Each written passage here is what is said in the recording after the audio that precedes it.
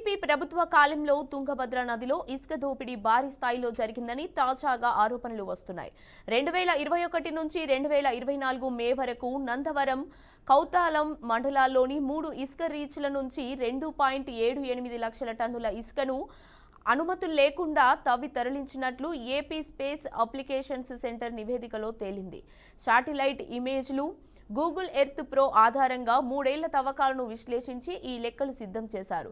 ప్రభుత్వం లెక్క ప్రకారం టన్నుకు 475 రూపాయల చొప్పున అంచనా వేస్తే 13.21 కోట్ల రూపాయల విలువైన ఇసుకను ఊడ్చేశారని గనుల శాఖ స్పష్టం చేసింది.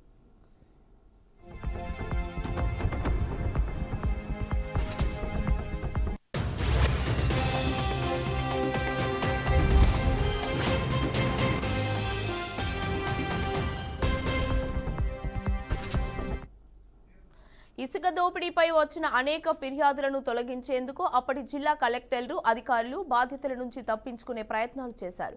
కర్నూలు జిల్లా కలెక్టర్ సృజన జేసీ మౌర్య అక్రమ తవ్వకాలు లేవంటూ ప్రభుత్వానికి నివేదికలు పంపారు. ఈ నివేదికను ఆధారంగా తీసుకొని జాతీయ హరిత ట్రైబ్యునల్ సుప్రీంకోర్టులో కూడా తప్పుదారి పట్టించే ప్రయత్నాలు చేశారు. అయితే తాజాగా సుప్రీంకోర్టు విచారణ చేపట్టడంతో అసలు పరిస్థితులు వెలుగులోకి వచ్చాయి. గత ప్రభుత్వ హయాంలో అధికారులు కూడా ఈ దందాలో వంతు పాటించారని ఆరోపణలు ఎదురవుతున్నాయి.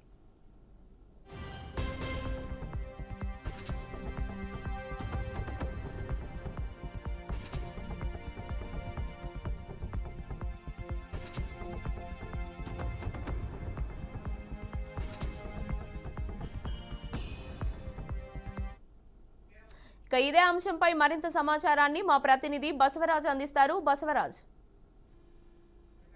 చెప్పండి. గత 5 ఏళ్ల వైసీపీ పాలనలో ఏదైతే తుంగభద్ర నది తీరాన అక్రమ ఇసుక దందా భారీగా జరిగినట్టు తెలుస్తోంది.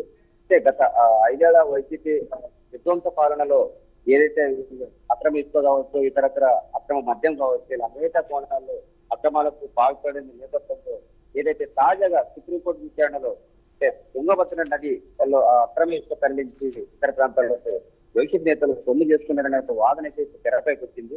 ప్రధానంగా ఏదైతే కర్నూలు పార్లమెంట్ పరిధిలో కౌతాల మండలం, అదేవిధంగా నందవరం, అదేవిధంగా సీదడగల్, ఈ 3 మండలాల పరిధిలో ఇసుక రీతులు మనకు అందుబాటులో ఉన్నాయి.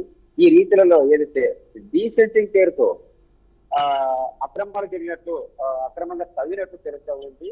అయితే మైనింగ్ అధికారులు కావచ్చు, లేదా కలెక్టరు, జాయింట్ కలెక్టర్, ఆ స్థాయి అధికారులు కూడా గతంలో వైసీపీ అధికారుల పాలనకు వంట పాడుతూ ఈ అక్రమ ఇసుక దందాకు అంటే తమ వంతు కూడా సహాయ సహకారాలు అందించి చేతివాటం ప్రదర్శించి ఉంటారనే ఒక ఆరోపణ అయితే బలంగా వినిపిస్తున్న నేపథ్యంలో ఏదైతే తాజాగా సుప్రీంకోర్టు మళ్ళీ దశ విచారణ చేపట్టిన నేపథ్యంలో ఖచ్చితంగా అక్కడ అక్రమ ఇసుక దందా జరిగిందని ఒక నిర్ధారణ చేసి ఒక కమిటీ ద్వారా ఒక నివేదికను ఇచ్చిన పరిస్థితిలో మైనింగ్ అధికారులు అయితే అక్కడ జరిగిన పరిమాణం ఎంత ఇసుక తరలిపోయిందని తేల్చారు. సుమారు 2,78,000 టన్నుల ఇసుకను అక్రమంగా తరలించినట్టు తెలిసింది. ఏదైతే అప్పటి ప్రభుత్వ నిర్ణయించిన ధర ప్రకారం టన్ను 475 ప్రకారం ఈ లెక్క కట్టిన కూడా సుమారు 14 కోట్ల దాకా ఈ సొమ్ము అక్రమంగా కొందరు స్వాహా చేసినట్టు మనకు తెలుస్తా ఉంది. అదే విధంగా ఏదైతే మైనింగ్ అధికారులు పూర్తి నివేదిక సిద్ధం చేసి ఏదైతే జరిగిన లెక్కల ప్రకారం గుత్తేదారులు ఎవరైతే ఉన్నారో వారికి అయితే నోటీసులు జారీ చేసి అయితే టన్నుకు 2,000 ప్రకారం జరిమానా కూడా విధించినట్టు తెలిసింది. ఈ లెక్కన ప్రభుత్వానికి సుమారు 55 పైసలకు జరిమానా కట్టాల్సిన పరిస్థితి ఏర్పడింది. అంతేకాకుండా లెక్కల ప్రకారం ఈ విధంగా ఉన్న జిల్లా యంత్రాంగం ఏదైతే కలెక్టర్ జేసీలు గతంలో అంటే ప్రభుత్వానికి తప్పు నివేదికలు ఇచ్చి ఇక్కడ అక్రమ ఇసుక తవ్వట్లేదు, అంటే ఇసుక దందా ఏం జరగట్లేదని ఇవ్వడం వల్ల ఏదైతే నేషనల్ గ్రీన్ ట్రిబ్యునల్ కావచ్చు, అదేవిధంగా సుప్రీంకోర్టు కావచ్చు, ఈ 2 న్యాయస్థానాలు కూడా వారు తప్పుదో పట్టించినట్టు తేలింది. పరిశీలనలో అధ్యయనంలో తేలినట్టు మనకు తెలుస్తుంది.